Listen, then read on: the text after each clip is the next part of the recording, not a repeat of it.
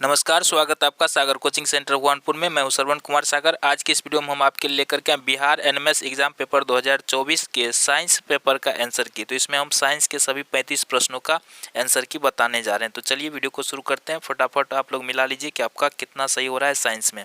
Social science का हम पहले ही वीडियो अपलोड कर चुके हैं, आप उसको भी देख सकते हैं। तो चलिए, साइंस का पहला प्रश्न था, एक सदिश राशि एक अदिश राशि से कैसे भिन्न हो सकता है? तो इसका सही आंसर होता है ऑप्शन एक, सदिश राशि में परिमाण और दिशा दोनों होता है। चलिए, दूसरा प्रश्न पूछा गया था, वह कौन सा बल है जो किसी द्रव में किसी वस्तु की गति का विरोध करता है? तो इसका सही आंसर होता ऑप्शन एक, घर्षण। एक चीज़ आपको पहले क्लियर कर दें कि इसमें जो चिन्ह लगाया गया है वो विद्यार्थी के द्वारा लगाया गया है, तो आप उसको देख करके नहीं मिलाएंगे। जो मैं आंसर बता रहा हूँ आपको उसको देख करके मिलाना है। चलिए, तीसरा प्रश्न था, किस स्थिति में स्थैतिक घर्षण सबसे बड़ा होगा? ठीक है, तो इसका सही आंसर होगा ऑप्शन 3। ठीक है, खुरदरी सतह पर रखा एक भारी बक्सा।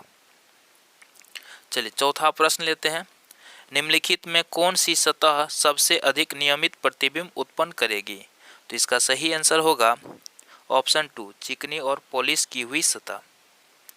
पांचवा प्रश्न है, एक 2 लीटर वर्ग क्षेत्र में 800 न्यूटन की बल लगाई जाती है, क्षेत्र का दबाव क्या होगा? तो इसका सही आंसर होगा ऑप्शन एक, 400 न्यूटन प्रति मीटर वर्ग।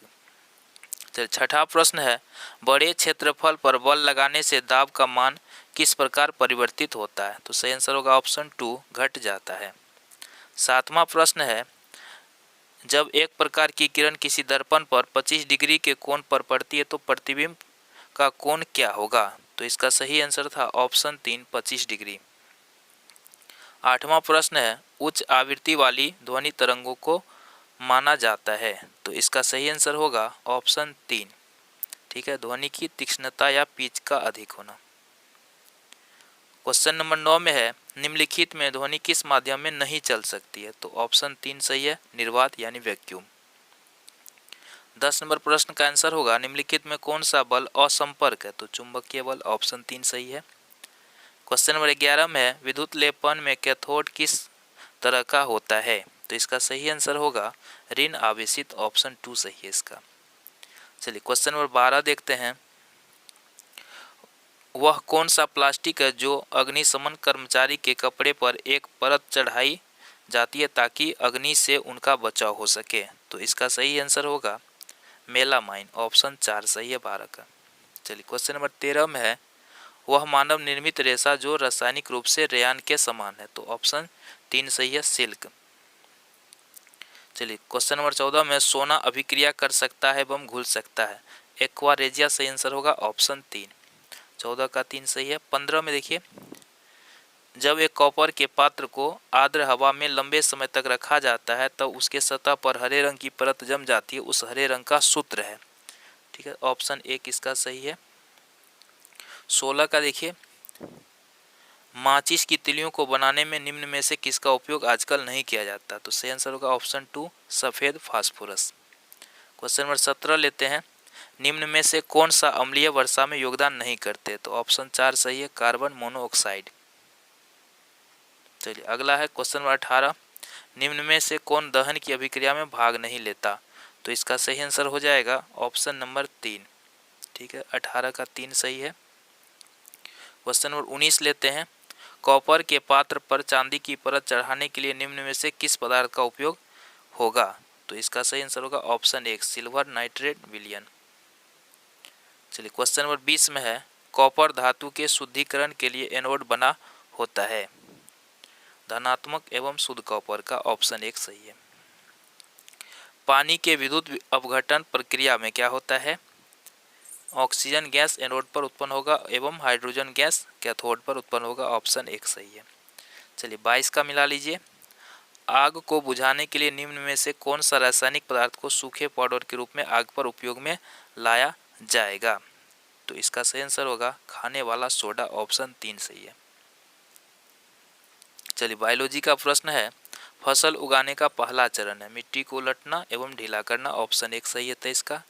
24 में है, सूक्ष्म जीवों को वर्गीकृत किया गया 4 प्रमुख वर्गों में, यानी ऑप्शन 3 सही है 24 का। 25 का मिला लीजिए, निम्नलिखित में कौन क्षय रोग के रोगकारक सूक्ष्मजीव है? तो 25 का सही आंसर हो जाएगा आपको ऑप्शन 3 जीवाणु। ठीक है, 25 का 3 सही है। 26 में किस तापक्रम पर दूध को पाश्चरीकृत किया जाता है? तो ये होगा 70 डिग्री सेल्सियस, यानी ऑप्शन 2 सही है 26 का। 27 में है किस राज्य में बेतला नेशनल पार्क है? ये हो जाएगा झारखंड, ऑप्शन 1 सही है। 28 का देखते हैं, वैसी अवस्था जिसमें माँ के गर्भाशय में शरीर के सभी अंग पहचाने जा सकते हैं उसको गर्भ कहते हैं, ऑप्शन 3 सही है। 29 में निषेचन, मनुष्य में निषेचन होता है अंडवाहिनी में, ऑप्शन 2 सही है। 29 का 2। चलिए 30 में देखते हैं, स्त्री प्रजनन तंत्र के अंगों का सही क्रम हो जाएगा कौन सा? ठीक है, इसका आंसर होगा ऑप्शन 2। क्वेश्चन नंबर 31 देखते हैं, कोशिका के किस भाग में गुणसूत्र पाया जाता है? ये केंद्रक हो जाएगा, 31 का 3 सही है। 32 में देखते हैं, कौन सा अंग टेस्टोस्टेरोन हार्मोन स्रावित करता है? तो ये पुरुष हार्मोन है, तो ये हो जाएगा वृषण, ऑप्शन 2 इसका सही आंसर हो जाएगा। ठीक है, चलिए अगला प्रश्न देखते हैं, निम्नलिखित में कौन जीवाणु दलहनी पौधे के जड़ों में पाया जाता है? राइजोबियम, ऑप्शन 1 सही है। खेत से अवांछनीय पौधे को हटाने को क्या कहते हैं? इसको निराई कहते हैं, ऑप्शन 3 सही है। चलिए साइंस का अंतिम प्रश्न है, निम्नलिखित में कौन भिंडी में पीली सिरा मोजेक रोग यानी पित्त रोग के लिए उत्तरदायी है? तो भिंडी में ये हो जाएगा विषाणु, ऑप्शन 1 सही है। तो फटाफट आप लोग मिला लीजिए और बताइए कमेंट करके कि आपका कितना सही है। सोशल साइंस का वीडियो पहले ही अपलोड कर चुके हैं, तो आप उससे मिला के कमेंट में ज़रूर बताइएगा आपका कितना आ रहा है। तो आज की वीडियो में इतना ही, मिलते हैं एक नए वीडियो के साथ। जय हिंद।